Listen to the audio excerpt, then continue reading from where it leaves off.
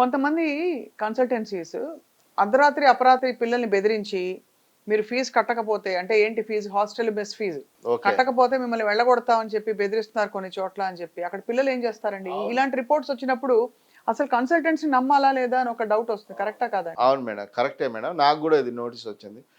ఇప్పుడు ఇక్కడ మీరు మెయిన్ గుర్తుపెట్టుకోవాల్సింది ఏంటంటే, అక్కడ హాస్టల్ మెస్ విషయంలో జార్జియాలో అయితే మస్ట్ అండ్ షుడ్‌గా 6 మంత్స్ కట్టాలి మేడం ఎళ్ళేటప్పుడు. వెళ్ళిన తర్వాత 4 మంత్స్‌కు మళ్ళీ మిగతా 6 మంత్స్ పే చేయాల. జార్జియాలో ఏంటంటే టీఆర్‌సీ అని ఉంటది. టెంపరరీ రిజిస్ట్రేషన్ సర్టిఫికేట్ అని ఉంటది. ఆ టీఆర్‌సీ వచ్చాక పిల్లలు లేదు మేము బయట ఓన్‌గా ఉంటామని చెప్తారు. సో, ఈ హాస్టల్ పెట్టుకున్న అతను ఒక 10,00,000 అట్లా 1,00,00,000 అక్కడ డిపాజిట్ చేసుంటాడు. అది ఓపెన్‌గా పేరెంట్‌కి చెప్పేయాల. 6 మంత్స్, 6 మంత్స్ అని. లేదు నువ్వు 1 మంత్‌కు కట్టుకోవచ్చు, లేకుంటే 2 మంత్స్‌కి కట్టుకోవచ్చు. నువ్వు హాస్టల్‌దేముంది, అదేముంది, ఇదేముంది అని చెప్పి స్టూడెంట్‌ని పంపిస్తున్నారు. పంపించిన తర్వాత అక్కడికి వెళ్ళిన తర్వాత నువ్వు 1 ఇయర్ కడతావా లేదా? 6 మంత్స్ కడతావా లేదా?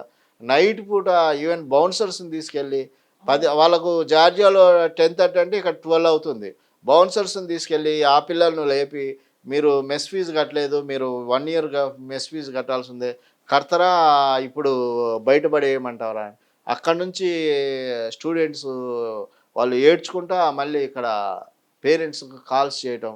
ఈ ఈ అక్కడ స్టడీ బావుంటుంది. కాలేజ్ బావుంటుంది. దాన్ని కాలేజీ వాళ్ళు వాళ్ళ స్టడీ వరకే చూస్తారు. ఈ హాస్టలు, మెస్ ఎవరైతే ఇక్కడ నుంచి కొంతమంది అందరిని అంటలేదు. కొంతమంది పంపించి అక్కడ హాస్టల్, మెస్ మెయింటైన్ చేస్తున్నారో వాళ్ళ వల్ల ఈ స్టూడెంట్స్ ఎవరైతే 6 మంత్స్ కట్టరో, 1 ఇయర్ కట్టరో ఈ స్టూడెంట్స్ ఇబ్బంది పడుతున్నారు.